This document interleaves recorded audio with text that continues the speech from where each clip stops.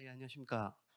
코리아 핀테크 위크 2022 서민의 상환 능력 평가를 위한 핀테크 활용 방안 세미나에 오신 여러분 진심으로 환영합니다. 저는 오늘 세미나의 사회를 맡은 서민금융진흥원 심재철 부장입니다.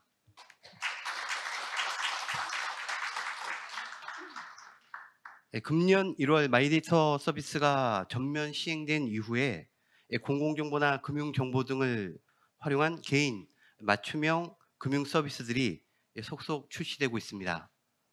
오늘 이 자리에 계신 분들도 금융회사나 핀테크 업체의 서비스를 이용하시면서 마이데이터 가입 추천이나 권유를 받아보신 경험이 있으실 텐데요.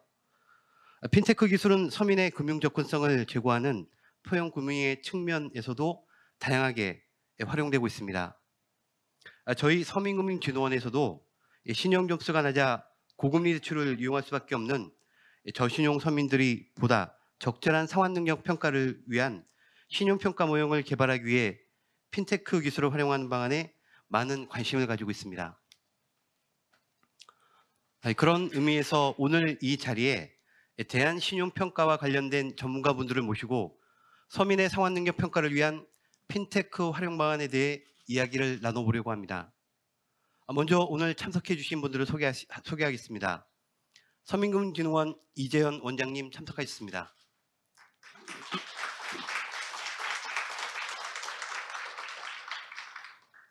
다음으로 발표자분들을 소개하겠습니다. KCB 윤정아 차장님, 예, 안녕하십니까? 크레파스 솔루션 김민정 대표님, 예, 안녕하십니까? 핀다 김동환 팀 리드님, 안녕하십니까? 마지막으로 카카오뱅크 하경태 팀장님 나오셨습니다. 모두들 참석해 주셔서 감사합니다. 본격적인 발표를 듣기에 앞서 이재현 원장님의 인사 말씀이 있겠습니다. 환영의 박수 부탁드립니다.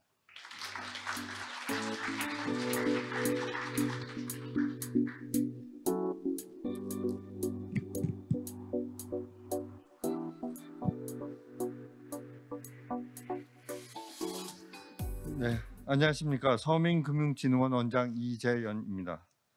오늘부터 시작되는 핀테크 코리아 위크 2022 행사에서 저희 서민금융진흥원이 준비한 서민의 상환 능력 평가를 위한 핀테크 활용 방안 세미나에 관심을 갖고 현장 또는 온라인으로 참여해 주신 여러분께 진심으로 감사드립니다. 또한 바쁘신 와중에도 발표자로 참여해 주신 코리아 크레딧 뷰로 윤정아 차장님, 크레파스 솔루션 김민정 대표님, 핀다 김동환 팀 리드님, 카카오뱅크 하경태 팀장님께도 감사의 말씀을 드립니다. 아시는 바와 같이 서민들은 금융기관 자금 이용에 어려움을 겪고 있습니다. 서민들은 저축한 돈이 부족하여 병원비, 경조사비 등 돌발적인 자금 수요가 생기는 경우 외부로부터의 자금 이용이 절실합니다. 그러나 서민들은 신용등급이 없거나 낮을 뿐만 아니라 충분하지 못한 담보로 인하여 대출 이용에 어려움을 겪게 됩니다. 특히 우리나라 금융회사들은 1998년 IMF 금융위기 이후 건전성 및 투명성 중심의 금융감독이 강화됨에 따라 대출 관리가 용이한 고신용자 또는 주택담보대출에 치중하고 있습니다. 이 결과 상호금융회사는 대출의 90% 이상을 부동산 담보대출로 하고 있으며 저축은행도 법정 최고금리 수준의 고금리 신용대출을 많이 취급하고 있습니다. 이는 서민금융회사들이 서민금융 편의 제공이라고 하는 본연의 역할을 다하지 못한 결과를 낳고 있습니다. 이에 따라 저희 서민금융진흥원에서는 대출 이용이 어려운 저신용 저소득 서민들을 위해 미소금융, 근로자 햇살론, 햇살론 15 등의 정책 서민금융 상품을 공급하고 있습니다. 다행히 최근 급속히 발달하고 있는 디지털 기술과 핀테크는 포용금융 확대에도 상당한 기여를 하고 있습니다. 핀테크는 발전된 디지털 기술을 이용하여 재무 데이터 이외에 비정형화된 데이터 등 다양하고 방대한 빅데이터를 축적하여 이용하고 있습니다. 또한 발전된 분석 기법을 이용하여 서민이 상환 능력을 평가할 수 있게 해주고 있습니다. 이를 통해 그동안 서민 등 취약계층의 금융 소외를 야기하는 정보 비대칭을 완화함으로써 포용금융의 확대에도 기여하고 있습니다. 이 자리에 참석하신 여러분들은 대출, 보험, 송금, 지급결제 등 다양한 금융 서비스 분야에서 핀테크를 통한 포용금융 사례를 한 번쯤은 들어보셨을 것입니다. 예를 들어 미국의 데이터 기반 중소기업 대출 회사인 캐비지는 대출을 신청한 기업의 재고 정보, 운송 정보, 소비자의 별점 부여 개수 등 다양한 영업 관련 정보를 분석하여 신용 평점을 산출하고 이를 기반으로 대출을 제공하고 있습니다. 국내에서도 이미 통신요금 납부 실적과 같은 비금융 데이터를 활용한 대한신용평가 모형이 개발 활용되고 있고, 이용자가 모바일 앱을 다운로드받아 자신의 자금 수요와 신용도에 적합한 대출 상품을 추천받을 수 있는 서비스도 쉽게 접할 수 있어 일상에서 핀테크 기술을 통해 금융의 접근성을 확대하는 사례가 점차 늘어가고 있습니다. 서민금융진흥원에서도 핀테크사들과의 협업을 통해 이용자의 금융 접근성을 확대하고 있습니다. 지난 2019년 출시한 햇살론 15는 보증심사 시 대출 정보 등 개인 신용 정보 이외에도 통신 정보, 유통 정보와 같은 비금융 정보를 활용하고 있습니다. 햇살론 15의 지원 대상이 대부업 등 고금리 대출 이용이 불가피한 사람들이니만큼 통신 요금 납부, 실적, 소비 내역 등을 상환 능력이나 의지의 보완 지표로 활용하고 있는 것입니다. 또한 작년 7월 상환 의지 지수를 개발하여 햇살론 뱅크 보증상품 심사 시 활용하고 있습니다. 민간 제도권 금융에 활용되는 심사 모형은 연체 이력 등 부정적 신용 정보가 반영되기 때문에 금융 이력이 부족하거나 부정적 신용 정보를 보유한 저신용자의 경우 은행 대출을 이용하기 힘든 것이 현실입니다. 이에 서금원은 과거 금융거래 이력이 아닌 상환 의지를 평가하는 모형을 개발하여 서민이 본인의 상환 의지와 신용 개선 정도에 부합하는 대출 금리와 한도를 부여받을 수 있도록 하였습니다. 이에 만족하지 않고 서금원은 민간 금융회사 대출을 이용하지 못하는 서민 취약계층의 자금 수요를 보다 잘 충족시킬 수 있도록 통신 요금 및 공공요금 납부 실적 등 비금융 정보와 성실 상환 이력, 신용 관리 노력, 취업 노력 등 여러 요인을 종합적으로 고려한 서민 특화 상환 능력 평가 모델 개발을 준비하고 있습니다. 앞으로도 서금원은 핀테크 기업과의 협업을 통하여 저신용 저소득 서민의 대출 접근성 확대를 통한 포용금융이라는 목표를 달성하기 위해 다양한 서비스를 개발하여 제공할 예정입니다. 오늘 이 세미나가 핀테크 기업들의 비금융 정보 활용 노하우를 공유하고 서민 특화 상환 능력 평가 모델의 개발을 다양한 시각에서 검토하여 대출이 어려웠던 서민들의 삶의 질이 더 나아지는 귀한 시간이 되길 바랍니다. 예, 감사합니다.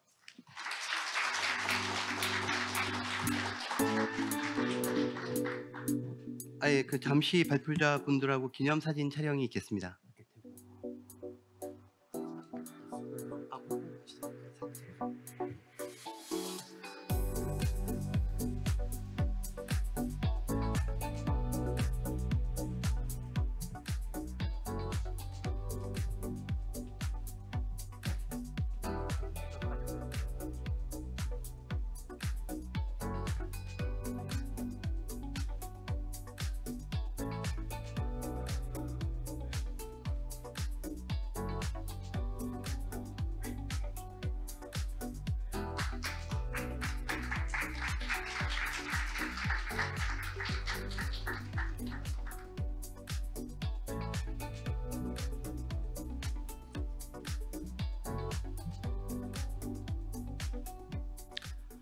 지금부터 대안 정보를 활용한 신용평가 고도화 연구라는 주제로 K12 윤정아 차장님의 발표가 있겠습니다.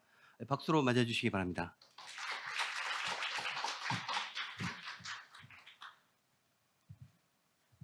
안녕하세요. K12 상품 네, 알겠습니다.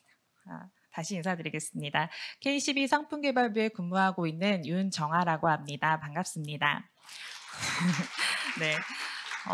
저희가 신용평가에 활용하는 정보들이 최초에는 사실 연체 정보로 시작을 해서 불량 정보 영역으로 시작을 해서 이제 우량 정보라고 하는 대출 실적과 카드 실적을 포함한 우량 정보로 확대가 되었고요. 이제는 그 영역을 넘어선 대안 정보로 확대가 되어 나가고 있습니다. 사실 데이터를 분석하는 사람의 입장에서는 새로운 대안 정보들을 분석하는 과정 자체가 사실 굉장히 흥미롭게 시작은 되었는데 실제로 이런 정보들을 신용에 연결을 시키고 또 실제로 비즈니스에서 유용한 정보로서 어떤 서민금융의 어떤 확대라든지 아니면 금융기관의 리스크 관리에 도움이 되는 영역까지 확대하고자 하니 사실 상당한 어려움을 겪고 있기는 합니다. 그 과정에서 여러 고민과 인사이트들이 있었고요. 그러한 과정들을 오늘 공유함으로써 여기 계신 분들도 이제 다양한 그런 고민들을 갖고 계실 텐데 그런 부분들을 조금이나마 아이디어라든지 좀 도움이 됐으면 하는 마음으로 자료를 좀 준비했습니다. 내용 자체는 이제 배경, 사례, 시사점으로 간단하게 전달을 드리도록 하겠습니다. 일단 들어가기 전에 K12라는 회사를 잘 모르시는 분들도 계실 것 같아서 간략하게 소개를 드리려고 하고요. K12 같은 경우에는 개인의 신용을 평가하는 회사이고 잘 알고 계시겠지만 K스코어라는 대표 신용 점수를 제공하고 있습니다. 아마 여러 플랫폼을 통해서 내 신용 조회하기라는 기능을 통해서 본인의 신용 점수를 확인하고 또 신용 올리기 기능 같은 걸 이용해 보셨을 텐데요. 이렇게 이제 저희는 이제 CB사다 보니까 사실 경제활동 인구의 대부분의 정보를 사실 보유를 하고 있습니다. 그래서 저희가 대안 정보를 연구할 때도 보통 가명 결합을 통해서 대안 정보를 연구를 하는데 이제 단순히 대안 정보를 보유한 고객군만 분석하는 것이 아니라 전 국민 데이터에 대안 정보를 레프트 조인 형태로 데이터를 수집해서 해당 데이터들이 전 국민 중에 얼마나 커버리지를 가져가는지 또는 얼마나 유용성 있고 상대적으로 어떤 특성을 갖는지에 대해서 다각적으로 분석을 진행하고 있습니다. 사실 대한신용평가는 너무 과거부터 여러 연구들이 이어져 왔고 여러 배경들을 갖고 있지만 최근에 가장 특징적인 변화 요인만 좀 간략하게 배경으로 설명을 드리려고 하는데요. 코로나19 이후로 사실 사회 경제적으로 너무나 많은 변화가 발생하고 있죠. 근데 이제 대출 영역에 있어서 가장 큰 변화는 뭘까라고 이제 생각해 봤을 때 비대면 대출 비교 플랫폼의 엄청난 급성장을 볼 수가 있습니다. 비대면 대출 비교 플랫폼은 사실 여러분들이 많이 이용해 보셨을 텐데요. 뭐 토스, 카카오페이, 핀다와 같은 앱을 통해서 이제 고객들이 본인의 대출을 신청했을 때 여러 개의 금융기관을 한 번에 조회하고 대출의 한도와 금리를 비교하는 서비스라고 생각하시면 됩니다. 이 채널을 통해서 유입되는 고객들의 비중이 사실 2020년 하반기부터 사실 급성장하고 있고요. 특히 2022년 6월 기준으로 중복 제거된 고객 기준으로 여신을 신청한 고객 중 약 47%가 해당 채널을 통해 유입이 되고 있습니다.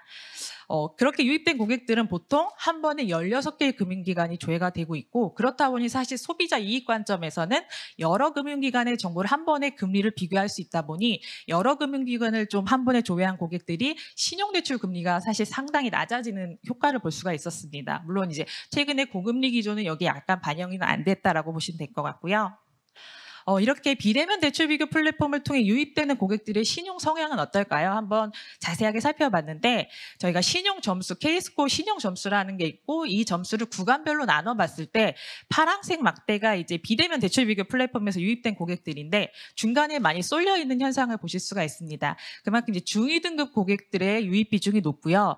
또 연령별로 살펴봐도 역시나 뭐 당연히 이제 앱이나 이런 것들에 매우 편리하게 이용하는 20, 30대의 비중이 높게 나타나고 있습니다. 20, 30대가 많다 보니 그 고객들의 신용을 한 번 더 들여다보면 더 많은 고객들이 중위 구간에 좀 쏠림 현상을 볼 수가 있습니다. 이렇게 신용 점수가 중간층에 많이 몰려 있다라는 것은 이 고객들을 좀 분별할 수 있는 신용 정보가 많지 않다라는 의미로 해석하실 수가 있는데요. 그렇기 때문에 이러한 고객들을 더 세분화하고 리스크 관리를 하기 위해서는 대안 정보가 꼭 필요하다라는 것들을 저희도 느끼고 있습니다. 그리고 추가적으로 너무 다 잘 아실 텐데요. 데이터를 둘러싼 여러 가지 비즈니스적인 환경들이 변화하고 있습니다. 사실 데이터 3법으로 불리는 이러한 법 개정을 통해서 이종산업 간의 데이터 연구가 활발해지고 있는데요. 저희 역시도 기존에 만나보지 못했던 여러 산업군의 데이터들을 실제로 결합하고 분석한 사례들을 갖고 있습니다. 또한 이제 마이데이터 비즈니스가 시작이 되면서 기존의 데이터를 수집하고 운영하던 과정 자체가 조금은 다른 방식으로 많이 변화하고 있다고 느껴집니다. 사실 이러한 변화 요인들을 배경으로 해서 사실 이미 기존의 통신이나 뭐 부동산 여러 가지 영역들이 이미 대안 정보로서 유통이 되고 있고 활발하게 사용이 되고 있는데 조금 더 최신화된 연구 사례를 좀 보여드리려고 하고요. 이동, 소비, 마이데이터라는 세 개의 주제에 대해서 설명을 드리도록 하겠습니다. 사실 이동이라 하면 사실 모빌리티 정보, 교통 정보라고 생각하시면 될 것 같고요.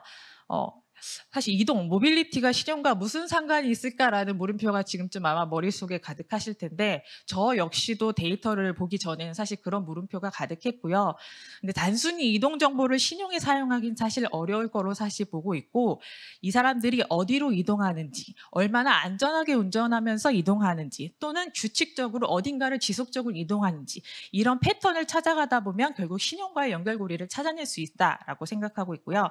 소비 같은 경우에는 사실 소비의 범위는 사실 너무나 넓지만 한 달에 100만 원을 사용하는 고객이 2명 있을 때 한 명은 게임이나 유흥에 많이 사용하고 한 명은 뭐 자기관리나 또는 서점을 이용한다든지 또는 자녀 양육에 사용한다든지 이렇게 다른 패턴은 분명히 결제 금액 안에 숨어 있을 것입니다. 그래서 이런 것들을 찾아내서 서비스할 수 있는 그런 것들을 고민하고 있고요. 마지막으로 마이데이터인데요. 사실 마이데이터는 이미 공공금융 마이데이터가 이제 올해 시작이 됐기 때문에 다양한 정보 영역들이 들어오고 있습니다. 근데 사실 이 데이터의 빈도라든지 범위가 너무 넓다 보니까 이 정보들을 어떻게 저희가 고객한테 이익을 줄 수 있는 형태로 스코어링하고 서비스하는가에 대한 관점으로 조금 접근을 하고 있습니다. 이동의 첫 번째로 약간 범위를 좁혀서 화물차주 대상으로 저희가 고속도로를 얼마나 운행했는지에 대한 정보를 이제 분석을 한 결과고요. 사실 화물차주분들은 대부분 개인 사업자인 경우가 많고 또한 소득 증빙이 어려운 고객들이 많다 보니까 신용점수 구간대별로 살펴봐도 저신용자의 비중이 전 국민 대비 조금 더 높고 불량률이라고 하는 1년 이내에 장기 연체가 발생한 비중의 고객들이 좀 더 높게 나타납니다. 또한 대출 현황을 살펴봐도 다중채무자 또는 이금융권의 어떤 대출 비중이 높다 보니 경기 변화나 어떤 금리 취약에 좀 취약할 수 있는 고객군으로 좀 분류가 되고요. 이렇게 어떻게 보면 금융의 사각지대에 놓여져 있을 수 있는 이런 화물차주를 대상으로 고속도로 통행 정보를 대안 정보로 활용했을 때 어떤 효과가 있을지를 좀 더 그런 관점에서 살펴봤고요. 고속도로를 2년 동안 얼마나 운행했는지 근 건수별로 살펴봤을 때 그래프에서 보시다시피 이제 불량률이 훨씬 낮아지는 사실 여기에는 사실 운전을 업으로 하는 직종이다 보니까 고속도로를 많이 왔다 갔다 하셨다는 것 자체가 이 사람이 소득 활동을 하고 있구나라는 것의 반증이기 때문에 어떻게 보면 이런 금융 사각지대에 놓인 화물차주분들에게 이러한 정보들이 대안 정보로서 사회적인 역할을 할 수 있을 것으로 보고 있습니다. 사실 반대로 사실 네거티브한 정보들도 있는데요. 이러한 정보들은 사실 저희가 대한정부에서 감점 요인으로 사용하진 않고 우량 정보를 활용할 때 이러한 정보가 있는 고객들은 배제했을 때 훨씬 더 우량한 또는 상환 능력을 보유한 고객들을 발굴할 수 있기 때문에 그러한 관점에서 이러한 정보들도 연체율과의 상관관계가 높다라는 것들을 확인한 사례입니다. 결론적으로는 화물차주분들의 어떤 그 소득 구간별 불량률, 여기 불량률 오더링이 오른쪽에 있는데요. K12에 등록되어 있는 연소득 금액 구간별의 어떤 합계 불량률보다 고속도로를 통행한 건수별 그 고객들의 우불량 서열화를 봤을 때 사실 소득 사실 제대로 증빙되지 않는 부분들이 있다 보니 오히려 고속도로 통행 건수별 고객들의 우불량 서열화가 더 잘 되는 모습을 볼 수가 있었습니다. 그래서 결국은 준법하게 성실하게 운전한 화물차주분들에게 금융적인 혜택을 줄 수 있는 요인들로 대안정보를 활용할 수 있을 것으로 보고 있습니다. 이동의 두 번째인데요. 이번에는 자기 차를 운전하는 사람에 좀 더 집중해봤습니다. 자기 차를 어떻게 운전하느냐에 따라서 이 사람이 리스크를 회피하는 사람인지 아니면은 뭐 아주 난폭한 성향을 가진 사람인지 사실 이렇게 일반화하기는 어렵지만 이러한 관점에서 살펴봤고요.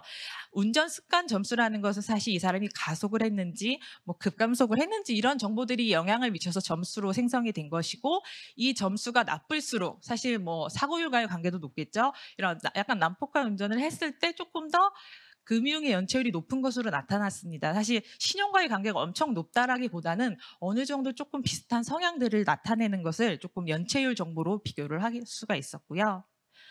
조금 더 집중해서 들어갔을 때 K스코어 점수 구간별 구간대별로 운전 습관 점수 구간을 잘라봤을 때 결국 신용 점수가 동일하다라는 것은 사실 동일한 리스크를 신용 정보로 유추하고 있다라고 하는 집단인데 그 집단 안에서도 운전을 어떻게 하느냐에 따라서 조금 더 무불량 서열화가 이루어지는 모습을 볼 수가 있었습니다. 그래서 이런 것들이 어떻게 보면 신용 성향과 운전 습관 성향의 어떤 약간의 관계들을 확인하는 정보였고요.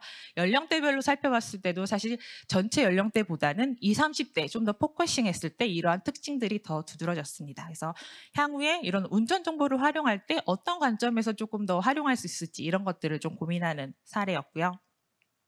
마지막으로 이 사람이 어디에 자주 가는지에 따라서 또 새로운 카테고리들이 생성이 됐습니다.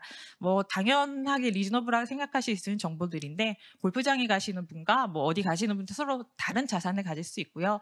그리고 주로 뭐 운동이나 문화생활, 서점 활동을 많이 하시는 분들은 또 그런 카테고리로 묶을 수가 있어서 조금 재미있는 지표로 이런 것들을 가져왔습니다. 이동의 세 번째인데요. 이동의 첫 번째, 두 번째 같은 경우에는 사실 화물차 주거나 자가 운전자였습니다. 그럴 경우에는 사실 이미 신용거래 이력을 충분히 쌓은 사람들이 많기 때문에 샘파일러라고 부르는 신용거래 부족분은 사실 많지는 않고요. 그래서 저희가 신용거래 부족분을 좀 더 타겟팅해서 보려고 했던 게 대중교통 이용자 대상의 교통카드 이용 정보입니다.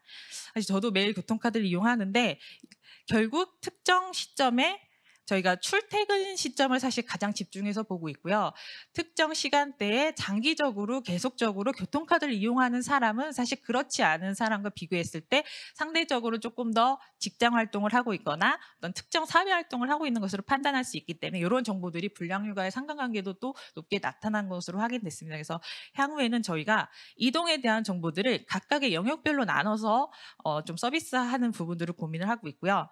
운전과 관련된 직종이라면 운행 이력이 소득과 성실도를 판단할 수 있는 어느 정도의 지표가 될 수 있겠다. 그리고 자가 운전자의 운전 패턴이나 목적지 정보를 가지고 또 새로운 카테고리를 분류할 수 있겠다. 그리고 대중교통 이용자들의 어떤 출퇴근의 규칙적인 행동 패턴을 통해서 이 사람의 어떤 소득 활동이나 이런 것들을 유추할 수 있다라는 사실 이동이라는 새로운 관점에서 좀 연구를 해봤고요. 두 번째는 이제 소비입니다. 소비는 사실 굉장히 범위가 넓은데 간단하게 저를 기준으로 한번 설명을 드릴게요. 저라는 사람에 대한 아무런 정보가 없을 때 저라는 사람이 사실 매일매일 지하철로 출퇴근을 하기 때문에 일단은 매일매일 교통카드 결제 내역이 있을 거고요. 그리고 저는 자녀를 양육하고 있기 때문에 매월 교육비 결제가 꽤 나가고 있습니다. 그리고 요즘 취미로 골프를 시작했는데 골프장 결제라든지 뭐 이런 것들이 조금 최근에 생겨났을 거고요. 그리고 저희는 이제 결제를 할 때 사실 또 약간 그래도 합리적인 소비를 하기 위해서 앱카드라든지 간편 결제 어떤 그 혜택들을 이용하기 위해서 다양한 결제 패턴을 이용하고 있습니다. 그래서 저라는 사람에 대한 아무런 지식이 없는 상태에서도 소비 정보만으로 저의 라이프 패턴이나 여러 가지 취미, 어떤 성향들을 좀 파악할 수 있는 되게 방대한 정보라고 생각을 하고 있습니다. 특히나 MZ세대에 좀 더 집중해서 보려고 하는데요. MZ세대의 특성 중에 하나는 바로 자기 중심적인 소비를 통해서 나의 가치를 발현하는 고객의 비중이 높은데 믿으실지 모르겠지만 저도 MZ세대거든요. 그래서 저 역시도 이런 가치 소비에 대한 고민들을 하고 있고 이런 것들이 사실 향후에 신용으로 연결이 되면 훨씬 더 다이나믹한 프로파일링이 가능할 걸로 보고 있습니다. 그리고 데이터적으로도 살펴봤을 때 오프라인 간편 결제라든지 뭐 OTT를 이용하는 고객의 비중이라든지 또는 특정 기부 플랫폼을 이용하는 MZ세대의 비중들이 사실 높게 나타나고 있어서 어떤 소비 성향을 통해서 이제 저연령층에 조금 더 접근할 수 있는 부분들을 좀 연구하였습니다. 이제 마지막으로 마이데이터 영역인데요. 저희도 이제 마이데이터 정보를 이제 많이 수집을 하고 있는데 이 정보들을 가지고 어떻게 하면 고객들에게 기존의 신용 정보와는 다른 스코어를 제공할 수 있을까라는 관점에서 그 많은 정보들을 가급적이면 여러 그룹으로 묶어서 프로파일링하는 과정을 거쳤고요. 성향에 대한 정보들, 라이프 패턴에 대한 정보들을 조금 더 고민해서 스코어를 생성하고 있습니다. 특히 이제 고객들이 마이데이터를 KCB에 등록하면 저희는 마이데이터 스코어라는 리포트 이런 것들을 제공을 하고 있는데 그 정보를 통해서 향후에 여신이나 이제 카드 쪽에서 금리적인 혜택을 얻으실 수도 있기 때문에 시장 대비 조금 더 많은 정보 영역을 소비자들이 등록하고 있는 것으로 확인되고 있고요. 이러한 다양한 정보들을 이용해서 저희는 이제 모형을 설계할 때 앞으로도 사실 새로운 정보들이 충분히 마이데이터 영역에 추가될 것이기 때문에 여러 룸을 두고 이제 스코어를 생성하는 형태로 설계를 하고 있습니다. 그래서 최종적으로 이 마이데이터 스코어가 산출된 결과를 보니까 기존의 K스코어로 대표되는 신용 점수로는 부여되지 않던 사실 21%나 심파일러 고객군에 사실 포함이 돼 있거든요. 그래서 이런 고객군들이 마이데이터를 등록하는 순간 본인의 별도의 스코어가 생성이 되기 때문에 이러한 것들이 향후에 금융기관에서 K스코어 이외에 별도의 스코어로서 고객을 세분화할 수 있는 정보 영역으로 충분한 활용 가치가 있다고 생각하고 있습니다. 이렇게 여러 가지 방향에 대해서 간략하게 설명을 드렸는데요. 최종적으로 결국 저희는 이동 모빌리티라는 데이터는 사실 조금 새롭고 신용과의 관계를 사실 증명하기 많이 파워풀하게 증명하기는 어렵지만 새로운 영역으로서 대한정보 역할을 기대하고 있고 운전업 종사자의 어떤 상환능력 평가 지표 또는 취약차주, 기워커 또는 향후 ESG 관점에서도 이 사람이 주행을 어떻게 하는지 어떤 행동을 보이는지에 따라서도 그런 스코어들을 산출할 수 있기 때문에 이런 영역에 대해서 좀 더 고민하고 정보를 수집하고 있고요. 소비 같은 경우에는 현대인은 사실 소비 없이 삶을 영위할 수 없기 때문에 뭐 은퇴자든 사회초년생이든 주부든 이런 소비 정보를 모두 갖고 있을 것 같습니다. 그래서 이런 정보들을 이용해서 잠재 고객을 발굴한다든지 아니면 더 많은 금융상의 혜택을 줄 수 있는 부분들을 고민하고 있고 마이데이터는 앞으로 더 추가되는 영역들을 앞으로 더 어떻게 고민해서 넣을지에 대한 부분들을 더 반영해서 이제 소외된 금융약자 대상으로 훨씬 더 좋은 여신 서비스를 받을 수 있는 부분들을 시장에 유통하기 위해 많은 노력을 하고 있습니다. 이제 정말 마지막인데요. 결국 대한정보를 연구하는 과정에서 사실 리얼의 비즈니스를 반영하기에는 사실 굉장한 시행착오를 겪고 있습니다. 일단 데이터 커버리지 문제, 안전성 문제, 그리고 뭐 사실 유의성도 문제고요. 기존의 어떤 신용 지표 대비 대한정보가 갖는 유의성은 사실 신용정보를 뛰어넘을 수가 없습니다. 그래서 이런 부분들에 대한 고민을 하면서도 저희가 앞에 설명드린 것처럼 여러 정보를 수집하기 위해 노력하고 있는 이유는 하나의 대한정보가 모든 고객군, 모든 상품, 모든 회사의 고객을 사실 리스크를 분별하는데 유의할 수는 없습니다. 그래서 특정 상품 또는 특정 고객군, 특정 직업군에 요소요소에 필요한 대안정보를 적용해야 되기 때문에 저희는 다양한 대안정보를 수집하기에 노력하고 있고 오늘 사실 제한된 시간 안에 이 많은 정보를 조금 전달하기 위해서 약간 티저성으로 약간 여러분들께 연구 결과를 보여드렸는데요. 사실 다 아시겠지만 사실 하나의 주제에 대해서 수백 개, 수천 개의 팩터들을 사실 연구하고 분석을 하고 있습니다. 그래서 향후에 혹시 궁금하신 사항이 있으시면 K11 연락 주시면 언제든 좀 전달을 드리고요. 이상으로 시간이 다 돼서 이제 경청해 주셔서 감사합니다. 발표를 마치겠습니다.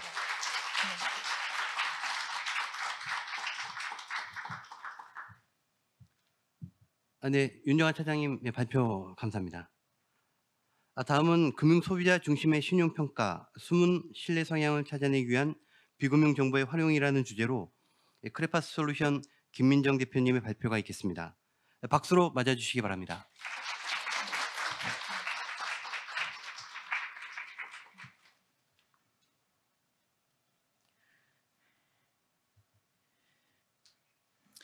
네, 안녕하세요. 저희는 세계에서 아마 가장 작은 그 벤처 크레딧 뷰로일 것 같습니다. 크레파스 솔루션 김민정입니다. 평가라는 거는 사실을 출제하는 사람이, 즉 주는 사람이 하는 것이 일반적인데요. 그러다 보니까 굉장히 효율적으로 이익이 얼마나 되느냐라는 부분에 집중할 수밖에 없었습니다. 크레파스는 좀 더 그 다양한 관점으로 다양한 정보로부터 신용 있음을 인정받을 수 있도록 하는 이런 이제 대한신용평가사가 되고자 노력하고 있습니다. 작년에 저희는 그 최초로 전문 개인 신용평가업으로서 그 크레딧 뷰로가 되었습니다. 사실 우리나라에서도 대한정보를 활용하고 있는 것은 각계각층에서 굉장히 많이 이루어지고 있는데요. 특별히 크레파스가 추가적으로 이런 부분을 하게 됐었던 그런 이유는 이제 데이터가 점점 더 늘어나고 있는 그런 상황에서 활용이 가능한 데이터는 많아지고 있는데 어떠한 기준이 없이 무분별하게 누군가를 차별하는 기재로서 또 사용되게 된다면 이것은 그나마 의미 있는 금융거래 기록보다 훨씬 더 불합리하게 사람을 차별하는 요소로 적용될 수 있을 것이다라는 문제의식에서 입법이 진행이 되었고 또한 그 신용이라는 부분들을 공유하는 금융사뿐만이 아니라 이렇게 다양하게 쓰여지게 된 더 많은 데이터가 금융을 이용하는 소비자의 이익에도 부합이 될 수 있는 방향으로 발전이 될 수 있으면 좋겠다라는 그런 어떤 영역 그리고 이것을 통해서 결국은 서민들이 이용할 수 있는 금융의 옵션이 늘어날 수 있었으면 좋겠다는 금융규제 당국의 어떤 의지와 입법 의지가 반영이 되면서 저희가 크레딧 뷰로가 될 수 있었습니다. 과거의 신용정보 같은 경우에는 사람의 어떤 활동 중에서 금융거래 이력 활동 같은 것을 모아놓고요. 이 부분을 금융사가 신용을 이제 공여하는 과정에서 조회해서 활용하는 그런 용도로 활용이 됐습니다. 담보가 없어도 대출을 받을 수 있는 굉장히 혁신적인 일이 일어난 거죠. 하지만 이것으로 사실 충분치 않았습니다. 왜냐하면 신용 등급이라는 부분의 어떤 특성 때문인데요. 우리가 점수, 등급 이런 식으로 사실 얘기를 하다 보면 점수를 가지고 판단을 하고 차등화하는 것이 굉장히 공정하고 공평하다라는 착각에 간혹 빠지게 됩니다. 하지만 시험을 봐서 하나하나 맞출 때마다 점수가 올라가는 그런 스코어나 뭐 게임에서 미션을 수행하면 갖게 되는 스코어와는 달리 크레딧 스코어라는 것은 어떠한 성향을 가지고 있는 사람들을 여러 명을 모아놓고 그 성향을 가지고 프로파일링을 해서 봤을 때 그중에 불량인 사람이 얼마나 섞여 있을까라는 그런 확률을 가지고 점수화해낸 것에 불과합니다. 그렇기 때문에 나는 성실한데 나하고 비슷한 금융 이력을 가진 사람들이 연체를 하는 성향이 있었다면 나는 감점을 받게 되는 것이죠. 그래서 이것으로만 사실 충분할 리가 없습니다. 그래서 수백 년 동안 이러한 것을 심사했던 심사역들은 서류를 보는 대신에 금융정보로 자동 스코어를 산출하는 것을 자동화하는 대신에 정성적 평가라는 부분들을 실행을 해왔습니다. 그러다가 금융공학이 발전하면서 하나씩 자동화가 되었고 자동화가 될 수 없었던 영역들이 좀 무시되고 간과되면서 이루어졌는데 이러한 일이 일어난 결과 정보는 너무 많은데 그 정보를 가지고 대체 누구를 더 승인해야 될지 우대해야 될지를 모르는 일들이 발생했습니다.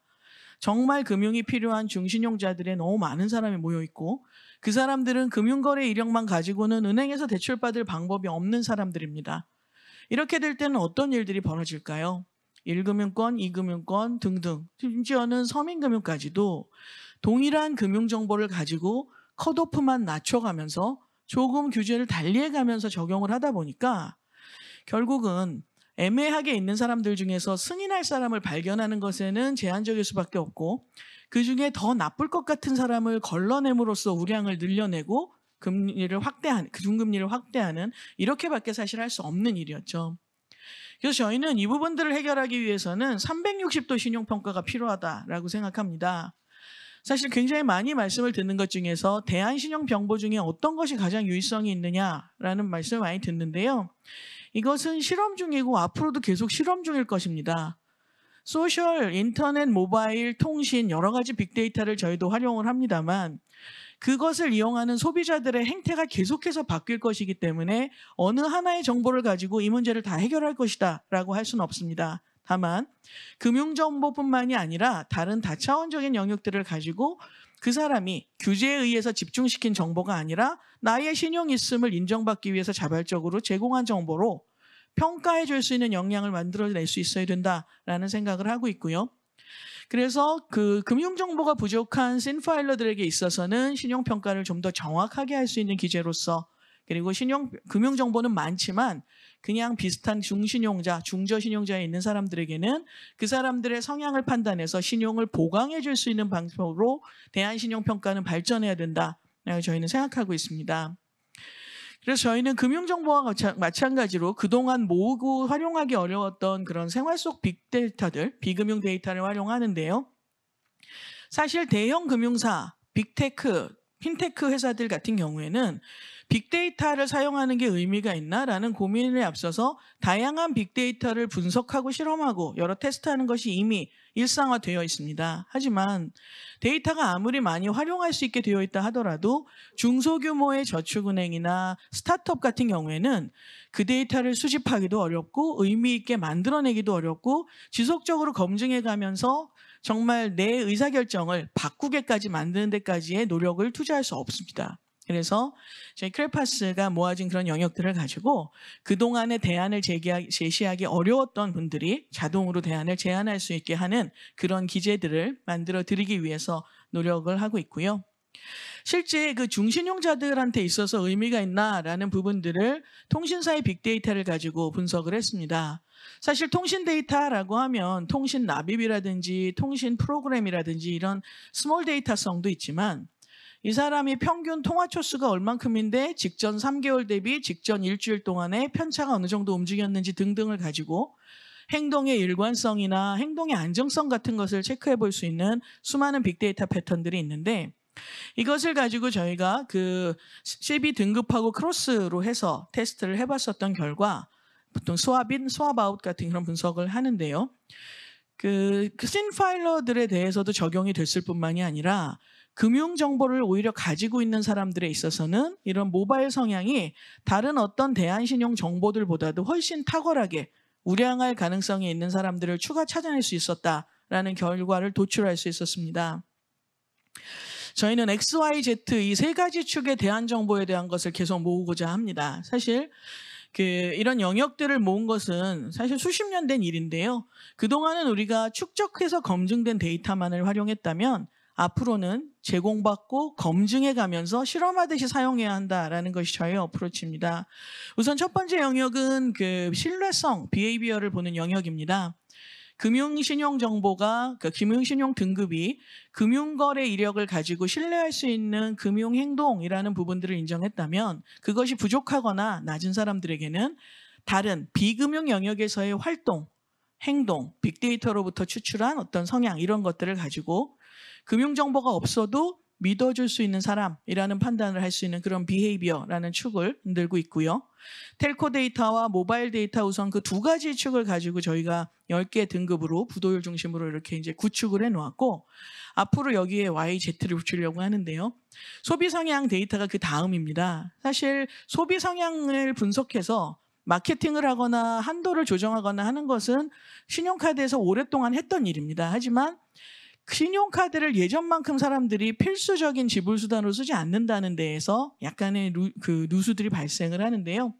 그래서 다양한 그 프롭테크 스타트업들이 사용하고 있는 비금융 결제 정보들에 대한 부분들을 수정을 해서 이 부분들에 대한 것을 가지고 소비 성향과 사용 목적에 따라서 그 리스크에 대한 부분들을 추가 변별해낼 수 있는 그런 영역을 만들어 나가고 있습니다. 그리고 마지막은 이제 소득 창출 능력인데요. 당장의 소득이 좀 부족한 사람들이 아무래도 대안신용평가로 인해서 보강을 받을 필요가 있겠죠. 그렇다 보니까 미래소득 능력까지도 포함을 합니다. 그래서 잡 플랫폼이라든지 아니면 교육이나 자격증 같은 영역들에 대한 부분들로서 조각조각에 대한 영역들이라도 연결해서 그 사람을 믿을 수 있음을 증명해내고자 하고요. 그래서 이러한 영역들을 가지고 저희가 실제 그 P2P 대출로 이렇게 좀 했었는데 5.5% 금리를 가지고 이렇게 적용을 했었던 결과 그 실제 그 적용을 했었던 청년들 중에서 그 상당수가 사실 신용이 거의 없는 사람들이었음에도 불구하고 업권 대비 굉장히 높은 상환율을 보였던 그런 결과들을 가질 수 있었습니다. 그래서 이제 이런 부분들을 기축으로 하면서 점점 더 많은 부분들에 확산을 해서 데이터 분석이라는 부분이 단지 그냥 실험실에서의 숫자로 그치는 것이 아니라 실제 금융 현장에서의 새로운 대안 옵션을 제시할 수 있는 그런 기제로서 활용이 된다는 것은 결국 yes, no냐 얼마만큼을 허용할 것이냐에 대한 이슈거든요. 그래서 이 부분에 대한 것을 해낼 수 있다라는 자신을 갖고 있습니다. 그래서 저희는 그 서민들의 어떤 그 상환 능력에 대한 부분들을 보강하는, 즉 상환 의지를 추가적으로 판단해주는 부분들은 이행력에 대한 것을 찾아내는 영역이다라고 생각하는데 이게 보통 이제 일반 금융 정보를 가지고 신용 평가하는 부분들입니다. 이렇게 이제 적용을 했을 때 동일한 이벤트를 했던 사람들을 저희 모델링 툴에서 이렇게 있다 보면. 연체를 했던 사람들 중에서도 불량도 있고 우량도 있고 연체를 하지 않았던 사람 중에서도 마찬가지로 우량 불량이 다 존재합니다.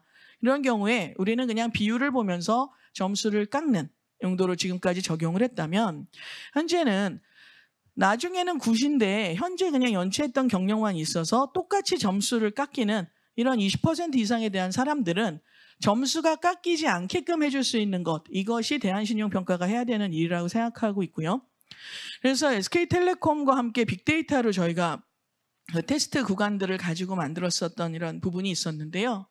그 통신사의 빅데이터 DB에 있는 그런 데이터들을 가지고 그 일정한 어떤 요일에 사용하는 데이터의 어떤 비율이라든지 음성 통화의 수발신에 대한 비율의 변화, 그게 편차 안에 존재하는 등등에 대한 것을 보면서 그 사람의 비헤이비어의 일관성과 안정성을 이렇게 본 결과 굉장히 그 좋은 어떤 성과들을 나타낼 수 있었습니다. 그래서 적용한 시뮬레이션 결과로 보면 카드샷 중신용자들 중에서는 그 거절할 수 있을 만한 대상 중에 68% 이상의 우수 고객들을 추가적으로 찾아낼 수가 있었고, 그 모바일 스코어와 CB 스코어를 교차했을 때는 실제로는 거절할 것 같은 사람 중에 52%나 더 추가적으로 승인할 수가 있었고, 또 청년 중금리 대출에 대한 것을 실행했을 결과 업권 평균 대비 뵀을 때 56% 이상의 낮은 연체율을 좀 보일 수 있는 영역으로 적용할 수 있었습니다. 또한 저희는 이제 이 부분들을 엮어서 플랫폼화하는 일을 하고 있습니다. 그래서 최근에는 저희는 이제 대안 정보를 가지고 모으는 그런 회사이기 때문에 신용 정보를 가지고 활용하는 그 신용평가사와 함께 업무 제휴를 하면서 더 다양한 데이터들을 서로 융합해서 활용할 수 있는 그런 기반을 만들었고요. 사실 작은 규모의 금융사나 스타트업 같은 경우가 쉽게 사용하고 쉽게 사후관리에 적용할 수 있는 대안정보라는 부분들이 거의 존재하지 않는 상황입니다. 그래서 클라우드 기반으로 만들어져 있는 이 시스템이 초기에는 자체 시스템을 가지고 있는 것보다 더 싸고 쉽게 외부에 있는 시스템을 활용할 수 있는 서비스 체계로서 활용할 수 있는 그런 영역을 만들려고 하고요. 향후에는 이런 다양한 의사결정에 대한 것이 다 축적이 된다면 결국은 AI가 각각의 다양한 대안 정보들의 가중치들을 적용을 해가면서 각각의 개별적인 사람한테 있어서 가장 적정한 한도라는 부분들을 부여해 줄 수 있는 그런 영역들을 함으로써 사실상은 이제 그 선택권이 많은 사람들에게는 점점 편리성이 늘어나지만 선택권이 적은 사람들에게는 계속해서 박탈감이 늘어나는 그런 어떤 서비스가 아니라 자기 자신의 신용보다 자기 자신의 실제 리스크보다 더 비싼 금리를 부담하지 않아도 될 수 있는 그런 체계로 점점 발전시켜 나갈 수 있는 그런 인프라가 되도록 하는 것이 저희가 대안신용평가를 연구하고 접근하는 이유입니다. 이상 말씀드렸습니다. 감사합니다.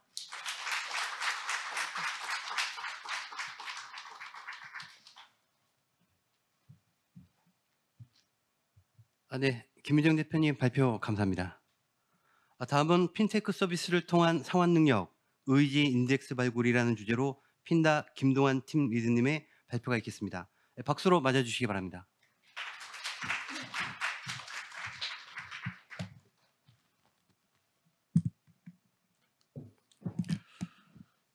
저는 제 소개도 이 장 안에 있기 때문에 바로 발표 시작하겠습니다. 네, 이번 발표의 주제는 핀테크 서비스를 통한 상환 능력 및 의지 인덱스 발굴입니다. 핀테크 서비스의 행동 데이터에 따라 상환 능력 및 의지를 어떻게 평가할 수 있을지에 대해서 이야기 드리고 논의하는 주제라 생각해 주시면 좋을 것 같습니다.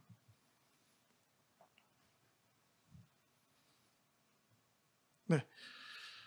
우선 세션 참여자 소개를 간단히 드리자면 저는 현재까지 데이터 분석 및 모델링 관련 업무를 진행해 오면서 현재 핀다 데이터 사이언스 팀을 맡고 있는 김동환입니다. 그리고 이번 발표를 준비를 같이 진행한 저희 팀원 임성님이십니다. 네, 간략하게 개요 및 회사, 서비스 소개 후 행동 데이터에 따라 유저 군집을 나눈 내용과 그 군집별 상환 능력 및 의지를 엿볼 수 있는 지표들을 공유 드리도록 하겠습니다. 네, 대부분의 핀테크 회사에는 대출과 현금 흐름을 관리하는 서비스가 존재합니다. 예로 핀다에는 이후에 자세히 설명드릴 대출 관리하는 서비스가 존재하는데 이런 서비스의 행동 데이터를 이용하고 비교적 자주 잘 사용할수록 상환 능력과 의지가 개선되는 것을 확인하고 지표화하여 활용할 수 있는 방안에 대한 논의 자료를 준비하였습니다. 네, 서비스 소개로 넘어가면서 우선 핀다라는 회사에 대해서 간략하게 설명드리겠습니다. 핀다는 이혜민, 박훈민 공동대표이사가 2015년 9월에 설립하였으며 네, 누적 대출 승인 금액만 현재 1,000조 원을 넘었으며 대출관리 서비스에 등록된 계좌의 잔액은 66조 원 정도 되고 있습니다. 또한 매분기 2배 이상의 성장을 하여 현재 약 66만 이상의 MAU를 기록하고 있을 만큼 좀 가파르게 성장하고 있는 시장이라고 할 수 있겠습니다. 네, 핀다의 대출 신청부터 관리까지의 플로우를 간략하게 설명드리자면 유저가 유입 후 대출 조건을 조회하고 신청하여 대출이 실행되면 이후 대출 연동을 통하여 통합관리 서비스가 시작되는데 맞춤 대출까지 추천해주는 대출 선순환 구조를 형성하고 있습니다. 이렇게 최적의 대출 상품을 연결해주는 것에서 끝나지 않고 잘 갚을 수 있도록 상환 스케줄까지 모든 과정을 포괄한 통합관리 서비스를 제공합니다. 네, 피나는 마이데이터 사업자로서 국내 금융기관의 대출 및 신용 정보와 마이데이터를 바탕으로 대출 관리에서 대출 포트폴리오 추천과 DSR, 여윳돈 계산기 등 대출과 상환 과정에서 필요한 대부분의 기능을 제공하고 있습니다.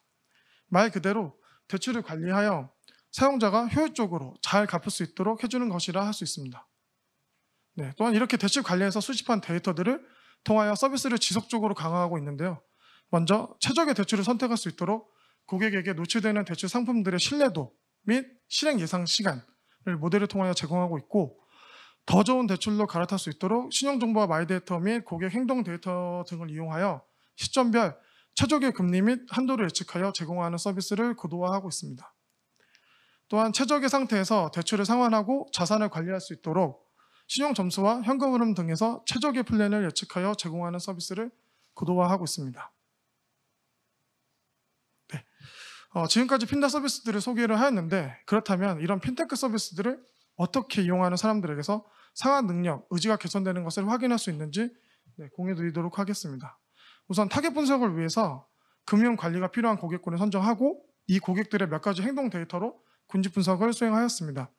앱 자체를 얼마나 자주 실행하는지, 대출 관리 서비스에는 얼마나 자주 접속하는지, 신규 대출 한도와 금리를 얼마나 자주 조회하는지 확인하여 군집을 나누었고, 이렇게 생성된 군집들의 비교를 통하여 상환 능력, 의지가 개선되는 군집을 확인하였습니다. 이런 행동 데이터를 사용하게 된 배경에는 어떻게 보면 귀찮을 수도 있는 이런 일련의 행동들이 어떠한 의지를 통하여 이루어지고 있다고 보는데, 그중 하나가 상환에 관련된 의지라고 보고 있습니다. 최종적으로 금융관리가 필요할 것이라고 생각되는 유저들을 추출하기 위하여 2022년 8월까지의 데이터 중에 1차적으로 중저신용자이면서 대출, 채무, 연체잔액, 카드론이 있는 유저들로 다시 한번 추렸고요. 앱 실행, 대출관리 한도 조회는 월평균 접속 횟수를 사용하였고, 추가적으로 마이데이터 연동 및 환승 이벤트 참여 여부, 대출, 추천 등의 푸시를 받을 수 있는 알람 설정 등의 특징들도 확인하였습니다. 환승 이벤트에 대해서 조금 설명을 드리자면, 핀다는 현 시점에서 받을 수 있는 최적의 대출을 진단해보고 더 낮은 금리로 대환을 장려하는 대출 환승 이벤트를 도입하였습니다. 유저들에게 최대한 더 낮은 금리의 상품으로 이자 부담을 덜어주기 위한 이벤트라고 보시면 되겠습니다. 1차 이벤트에서는 약 2만여 명이 참여하여 14% 정도가 5.8% 낮은 금리의 대출로 대환하였습니다. 앞으로 이와 같은 이벤트는 지속적으로 진행될 예정입니다. 자, 그럼 군집 분석으로 넘어가서 첫 번째 군집은 월평균 앱 실행 5회, 대출관리 5회, 한도조회 4회로 비교적 서비스 이용률이 중간 이상인 유저들의 집단이라고 볼 수 있습니다. 지금 전체 분석 모수의 한 20% 정도를 차지하고 있는데요. 이들은 대출 추천 등의 푸시를 받을 수 있는 푸시 알람을 90% 이상 설정하였으며 환승 이벤트 참여율은 25% 이상 되었습니다. 그리고 막대 그래프를 보시면 파란색의 첫 달, 회색 마지막 달로 감소량을 확인하실 수 있는데요. 이 군집에서는 연체 잔액이 시작 때 기간 내에 90% 정도 감소하였으며 월평균 채무수는 30%, 평균 카드론 수는 67% 감소한 것으로 확인되었습니다. 상대적으로 더 많은 값들을 가지고 있는 3, 4분위수에 해당하는 유저들 또한 감소량이 비슷하거나 더 높았던 것을 확인하였습니다. 핀테크 서비스를 비교적 자주 이용한 유저들에게서 신용에 밀접한 연체, 채무, 카드론 수 등이 감소하는 것을 확인할 수 있었습니다. 위의 그래프를 표로 나타낸 화면인데요. 말씀드린 바와 같이 전체적으로 감소하는 것을 수치적으로 확인하실 수 있습니다. 두 번째 군집은 월평균 앱 실행 10회, 대출관리 10회, 한도조회 7회로 비교적 서비스 이용률이 높은 유저들의 집단으로 전체 분석 모수의 한 7% 정도를 차지하고 있습니다. 이들은 푸시 알람은 75%, 환승 이벤트 참여율은 30% 이상 정도 되었습니다.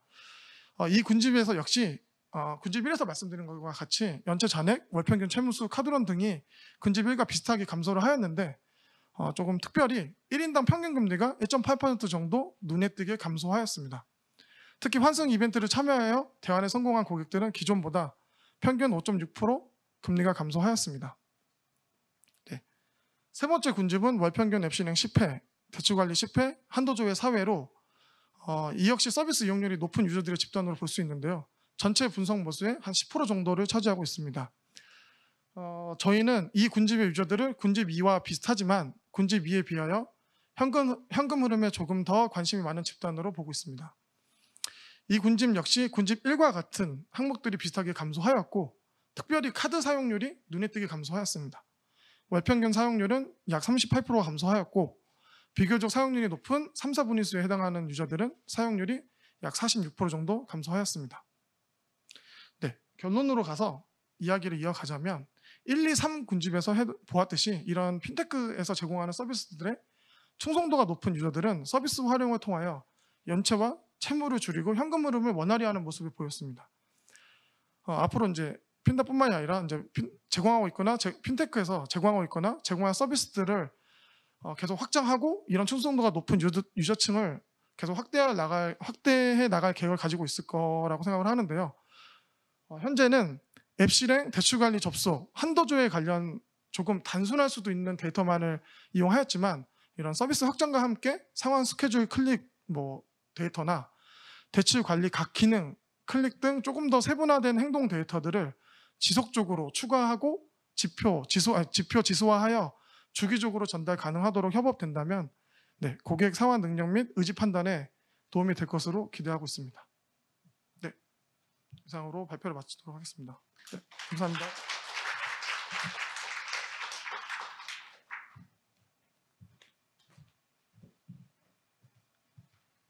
네, 김동환 팀 리더님 발표 감사합니다. 마지막으로 카카오뱅크 대한신용평가 모형 개발이라는 주제로 카카오뱅크 하경태 팀장님의 발표가 있겠습니다. 네, 박수로 맞아주시기 바랍니다.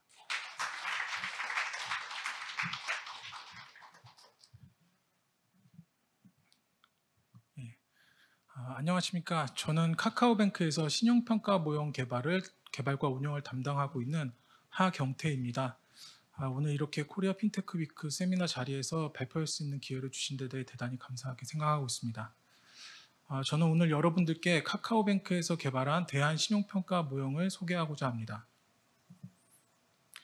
저희가 개발한 대한신용평가 모형을 소개하기에 앞서 카카오뱅크가 진행해온 그간의 CSS 신용평가 모형 개선 경과에 대해서 먼저 말씀드리겠습니다. 2019년 하반기에는 카카오 모빌리티 선물하기 우량 이용 고객에 대해서 신용평가 모형상의 가점을 제공하였고 마찬가지로 통신정보 우량 이용 고객에 대해서 신용평가 모형의 가점을 제공하였습니다.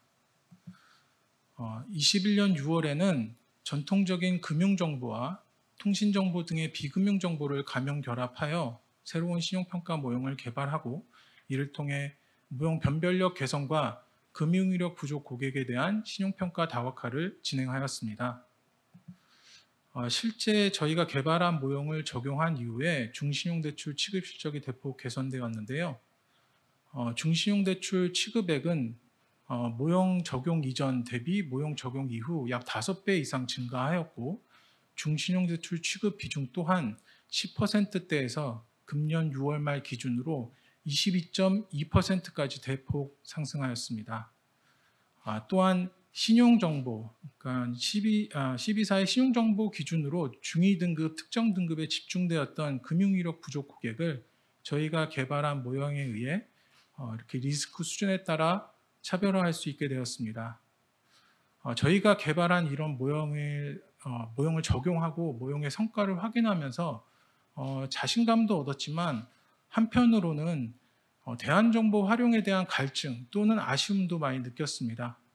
저희가 모형 개발을 진행했던 2020년에는 신용평가 모형에 활용할 수 있는 대안정보의 종류가 굉장히 제한적이었고 또한 신용평가 모형 개발 과정에서 대안정보와 신용정보를 같이 이렇게 활용하다 보니 대안정보만의 실질적인 효과를 파악하기가 굉장히 어려웠습니다. 또한 이 모형 안에 대안정보와 신용정보를 같이 활용하면서 아무래도 변수 중요도는 여전히 신용정보가 높게 나타났고 대안정보의 변수 중요도는 상대적으로 낮게 나타나는 현상이 발생하였습니다.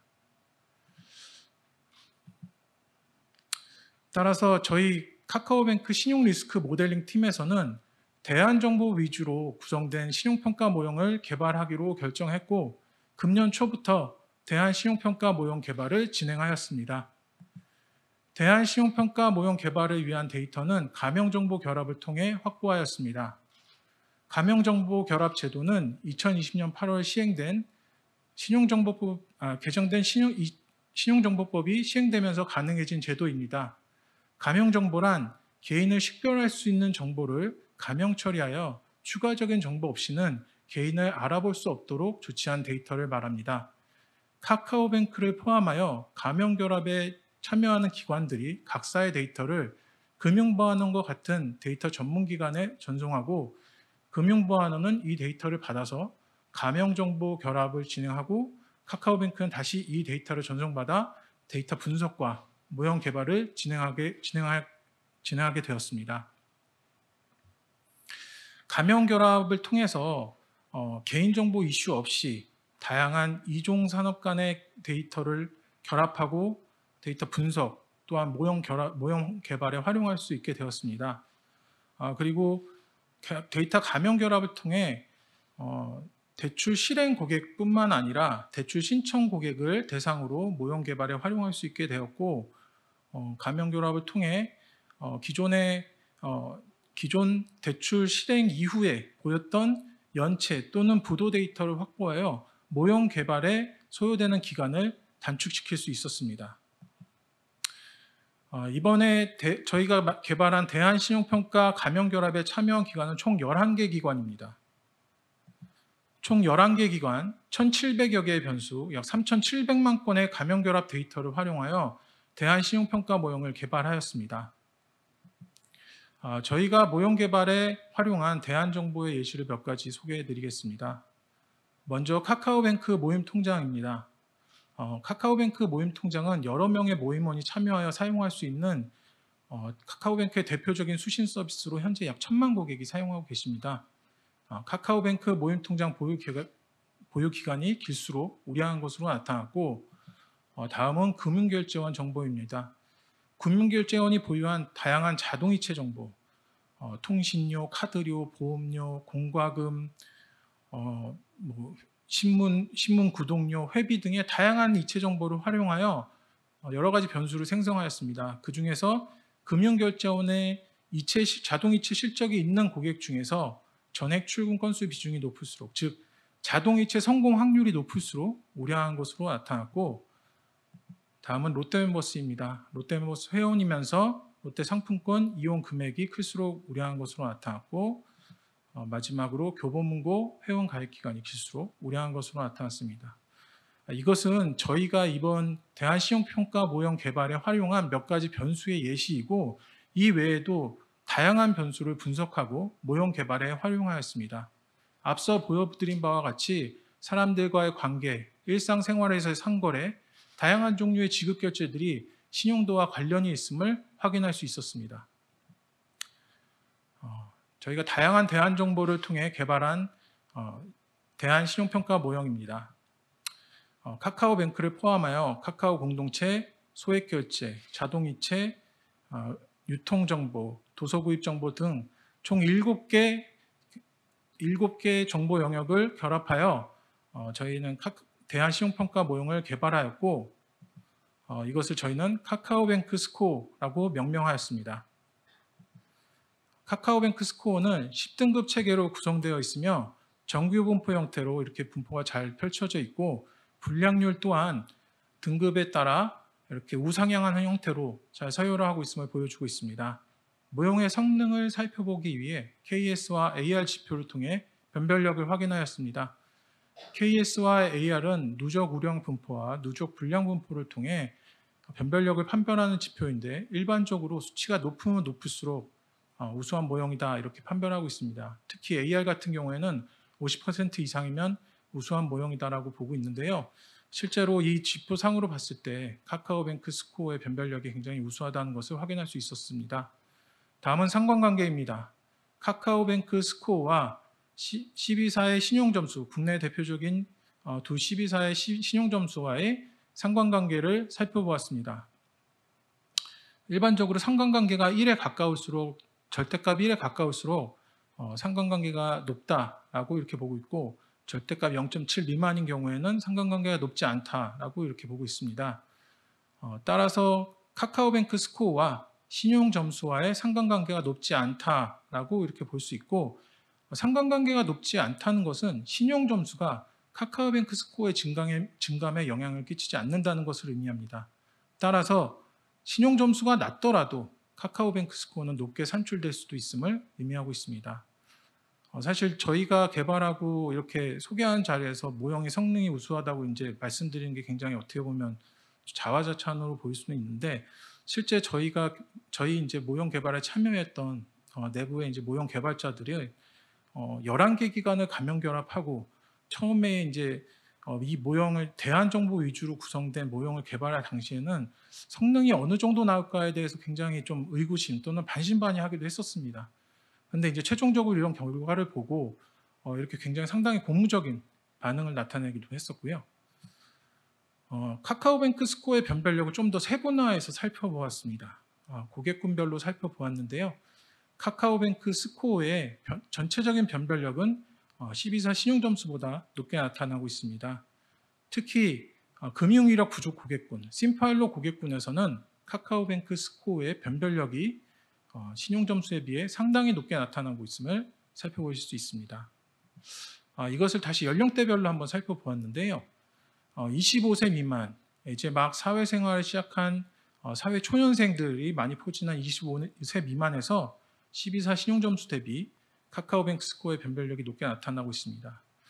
이는 이 25세 미만은 이제 막 경제 활동을 시작한 이제 사회 초년생들이고, 이들은 아직 금융거래 이력을 쌓기 전이라고 보시면 됩니다. 따라서 금융거래 이력을 통해 금융거래 이력을 활용해서 산출된 신용 정보로는 이들에 대한 변별력이 낮게 나타나고 있지만, 일상생활에서 쌓이는 대안 정보를 활용한 카카오뱅크 스코어를 통해서는 이들 고객군에서도 변별력이 높게 나타나고 있음을 확인할 수 있었습니다. 또한 25세 이상 연령대에서도 카카오뱅크 스코어의 변별력이 12사 신용정보와 유사한 수준을 나타내고 있음을 보여주고 있는데요.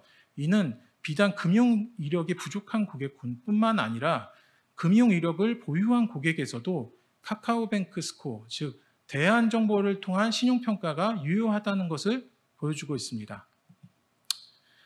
앞서 여러 가지 지표를 통해 카카오뱅크 스코어의 변별력을 확인할 수 있었는데요. 카카오뱅크 스코어의 활용 방안을 찾기 위해 카카오뱅크 스코어와 12사 신용점수를 매트릭스 형태로 한번 살펴보았습니다. 먼저 분포를 살펴보았는데요. 동일한 신용점수 구간대 내에서도 카카오뱅크 스코어는 1에서 10등급으로 이렇게 분포를 이제 펼쳐지고 있음을 보실 수 있고, 불량률 또한 동일한 불량률을 가지는 동일 12점수 구간대 내에서도 불량률이 이렇게 차별화됨을 확인할 수 있었습니다. 따라서 저희가 카카오뱅크 스코어와 신용점수의 분포, 구성비, 불량률 등을 살펴보았을 때 저희는 두 가지 측면에서 활용 방안을 고려하고 있습니다. 먼저 상관관계가 낮은 12사 신용점수와 카카오뱅크 스코어 결합을 통해서 추가 심사 전략을 정교화하는 데 활용할 계획입니다. 또한 우량 고객과 불량 고객이 혼재된 중신용 고객에서 카카오뱅크 스코어를 통해 차별화된 신용평가를 진행하여 우량 고객을 추가로 선별하는 데 활용할 계획입니다. 특히 앞서 보여드린 바와 같이 카카오뱅크 스코어가 금융이력 부족 고객에 대해서 변별력이 상당히 높게 나타나고 있는데요. 금융이력 부족 고객 중에서 우량 고객을 추가로 선별하는 데 활용하고자 합니다. 신용을 넘어 신뢰로, 이것은 카카오뱅크가 꿈꾸는 카카오뱅크 CSS 신용평가 모형의 비전입니다. 신용이란 채권 채무 관계에서 거래한 재화의 대가를 지불할 수 있는 능력을 나타내는 용어이고, 신뢰란 타인의 미래 행동이 호의적이거나 최소한 악의적이지 않을 가능성에 대한 기대와 믿음을 의미합니다. 금융 시스템이 발달하면서 신용사회로 넘어가고 있지만 아직 신뢰사회로 발돋움하기 위한 장치가 부족합니다. 저희가 이번에 개발한 일상생활에서 쌓이는 대안 정보를 통해 산출된 카카오뱅크 스코어를 중신용자 또는 금융 소외자에 대한 대출 확대와 더불어 다양한 분야의 활용을 통해 금융을 넘어 우리 사회 전반의 신뢰를 구축하는 데 발판이 되고자 합니다. 이상으로 발표를 마치겠습니다. 감사합니다.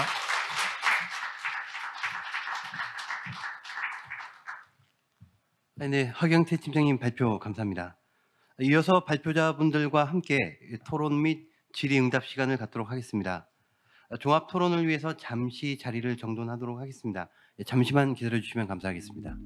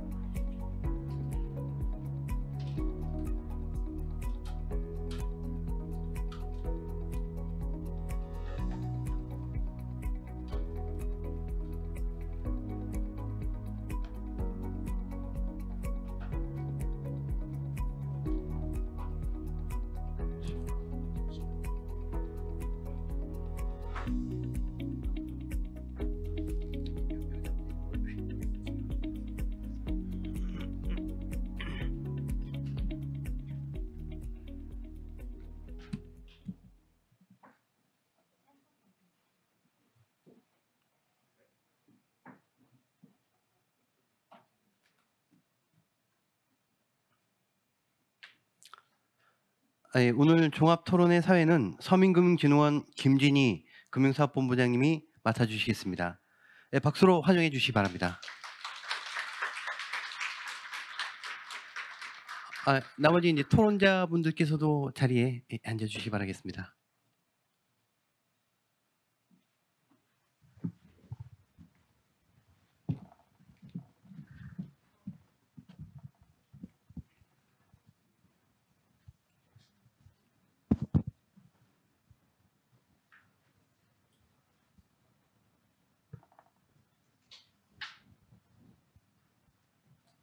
잠시만 기다려 주시면 잠시 화장실 가셨네요.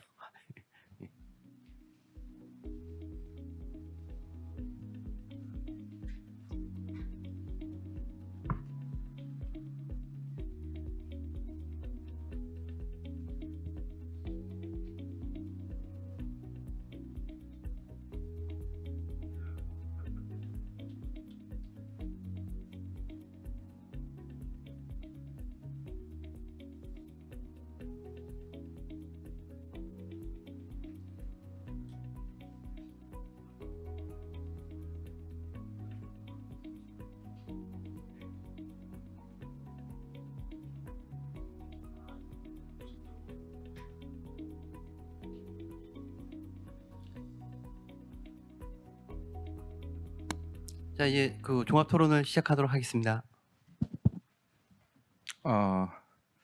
안녕하십니까. 방금 소개받은 서민금융진흥원 김진희 본부장입니다.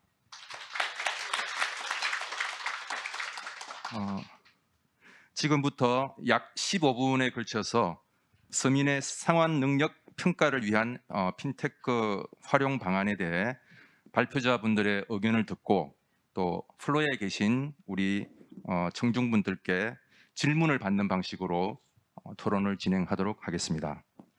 포용금융이 보다 질적으로 성장하기 위해서는 우수한 기술을 보유한 핀테크 기업들의 노력과 함께 서금원의 역할도 필요할 것으로 생각됩니다.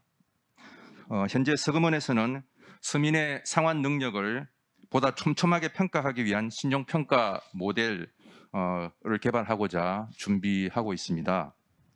이와 관련하여서 핀테크 전문가이신 우리 발표자분들께서 서금원 서민 특화 신용평가 모형 개발을 위해 해주실 수 있는 조언 한 말씀씩 부탁드리겠습니다. 시간 관계상 1분 정도 말씀해 주시면 감사하겠습니다. 특별한 순서 없이 가나다 순으로 발표를 부탁드리고요. 우리 김동환 리더님, 김민정 대표님, 윤정아 차장님, 하경태 팀장님 순으로 진행하도록 하겠습니다. 우선 김동환 리더님 말씀 부탁드리겠습니다.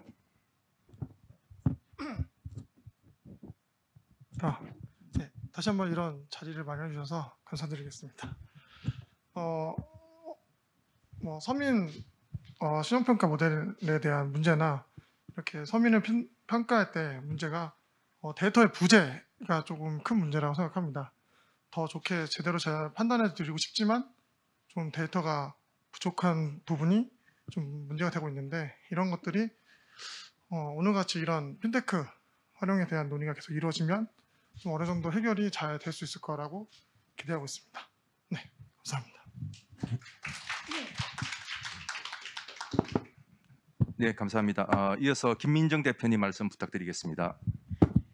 네, 이미 금융정보 가지고는 혜택받기 어려운 사람들을 대상으로 추가 평가를 한다는 것은 항상 어려운 일입니다. 근데 그럴 때는 우리가 좀 클래식으로 돌아갈 필요가 있지 않을까, 저는 그런 생각을 했고, 데이터는 사실 과거의 기록일 뿐이고 과거에 일어났던 이벤트 중에 일부분만을 적용한 거기 때문에 미래에도 그대로 반복되리라는 보장이 사실 없는 상태입니다. 그래서 포워드 루킹이 좀 될 수 있는, 그러니까 지금 현재 가지고 있는 것으로 판단하기보다는 앞으로 개선될 여지에 대한 부분들을 좀 더 보강해 줄 수 있는 그런 변수들이 조금 보강이 될 수 있다면 차별적이고 특화적인 의사결정이 가능할 수 있지 않을까, 그렇게 생각합니다. 네, 좋은 말씀 감사합니다. 윤정아 차장님 말씀 부탁드리겠습니다. 네. 일단 서민금융진흥원 같은 경우에는 어떤 서민으로 지칭되는 어떤 저소득, 저신용자를 위한 포용금융을 실천하고 계시기 때문에 이 신용평가를 개발함에 있어서도 그러한 가치들이 녹아들어야 된다라고 생각을 하고 있고요.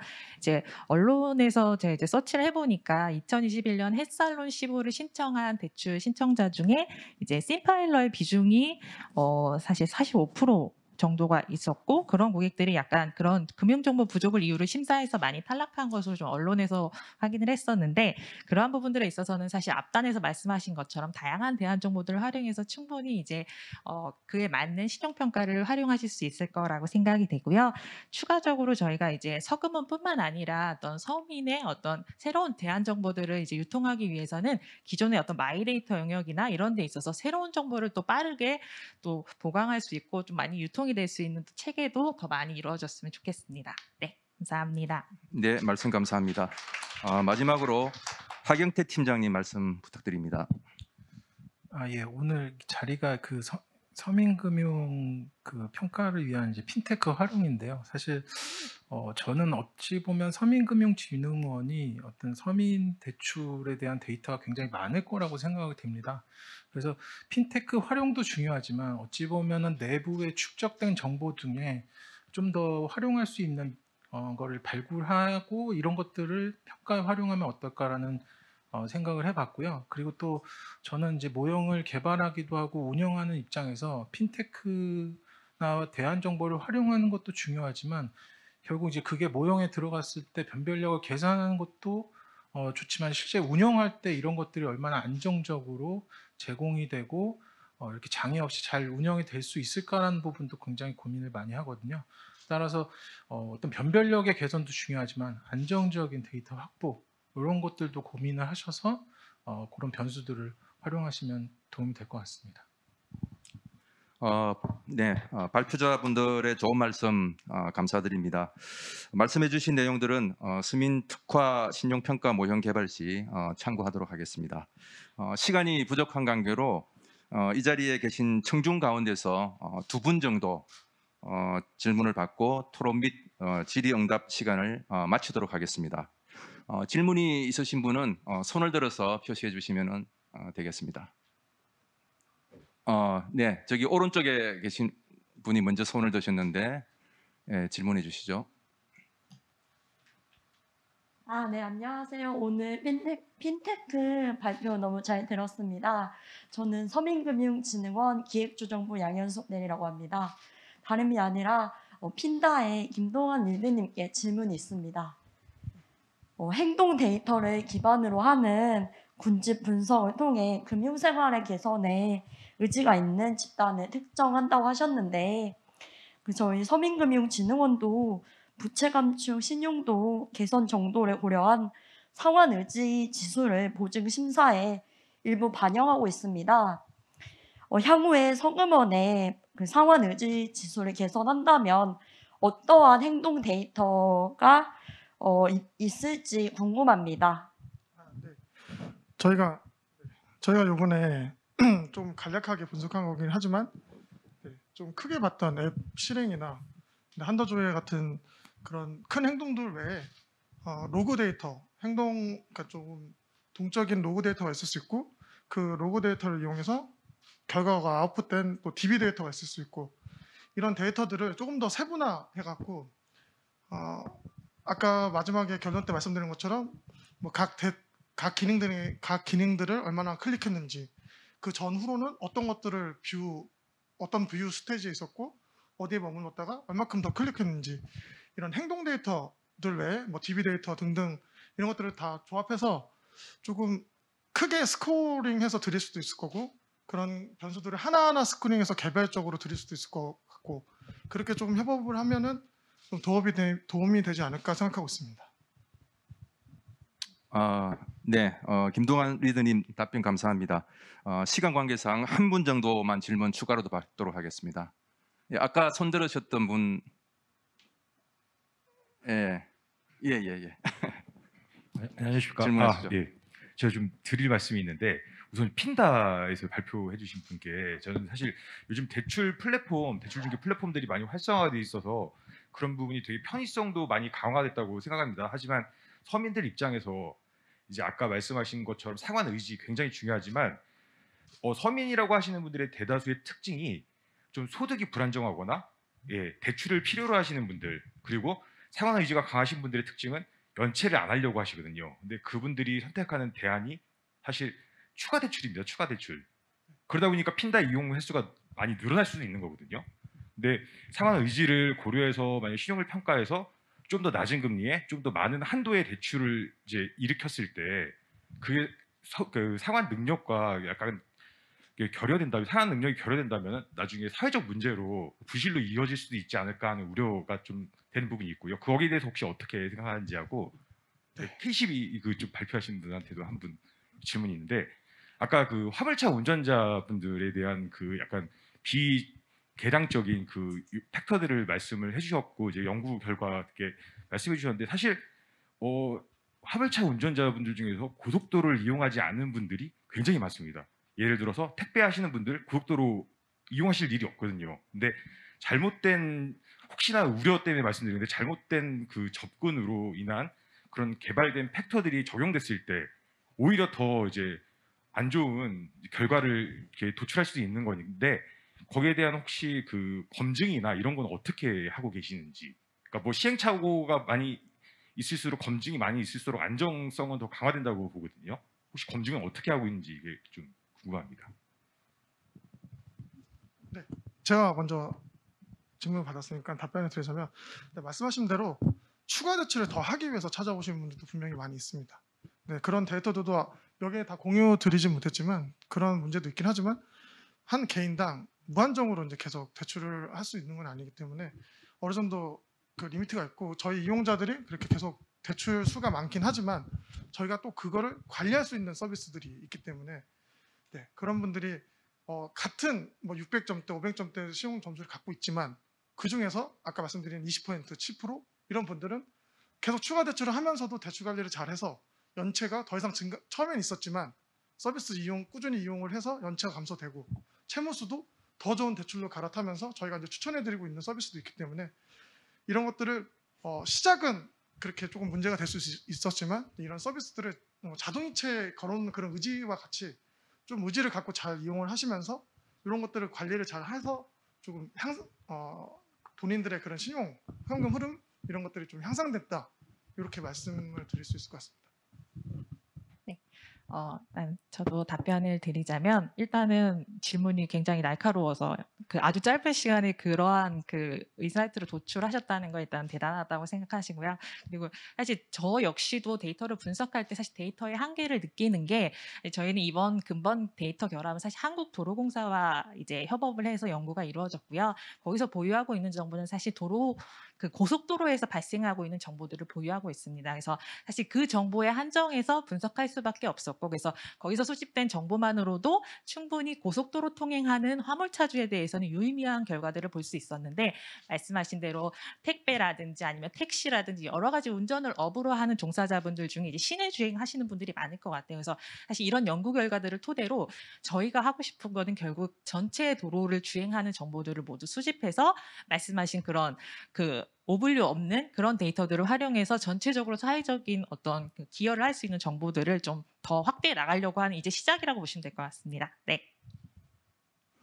네, 김동환 리더님, 윤정아 차장님 답변 감사합니다.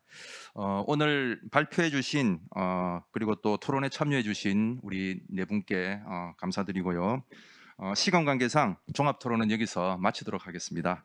참여해주신 여기 계신 모든 분들께 감사드립니다. 네, 감사합니다.